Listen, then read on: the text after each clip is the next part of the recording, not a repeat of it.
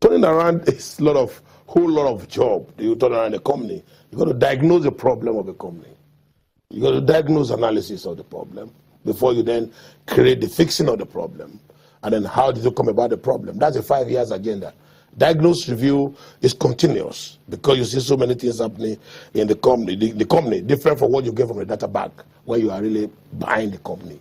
So, for instance, in NICON Insurance, we never knew there was a whole of 26 billion in pension when we bought it. That was not displayed by BP in the data bank. A lot of property that NICON claimed they have were properties in the state, they are the state government level, lands and all that. They've been revoked by those state governors after. While the federal government is privatizing, they are busy revoking those lands and collecting them back.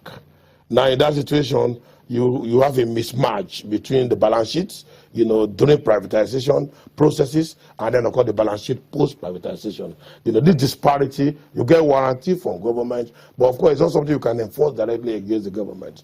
Look at the issue of tax, for instance. Government tells you, okay, you won't pay taxes before privatization, but the moment it's in your hand, you start paying taxes. But you see now revenue knocking your door the next day, and they want to do 6-year backward audit of taxes, and then they give you assessment of those taxes. So what do you do about it? These were taxes that were owed when the company were inside government, and there are warranties that were obtained, in the process that in the event that you come and ask me for tax that I didn't own before I bought the company, you will be responsible as a government. But again, what happened? You will probably see government not responding to that.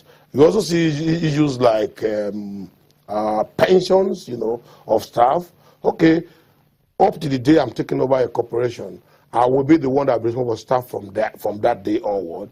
But for the past, you will pay their pension and settle their gratuity. So when you take over, start coming to you and say they want their pension. Then you say, government, what about our agreement? You just have to pay now. And then, of course, government says, okay, we are coming. So, again, there's change of government. The government that sold asset is not the government that is there when those clauses that you want to enforce are coming up. So the government that is there now is saying, let me study the document. I don't really know much about all of this. So it's a lot of process. It's something that if it happens again, maybe those who have bought assets before will not buy again if you are privatizing anything. Will you buy again?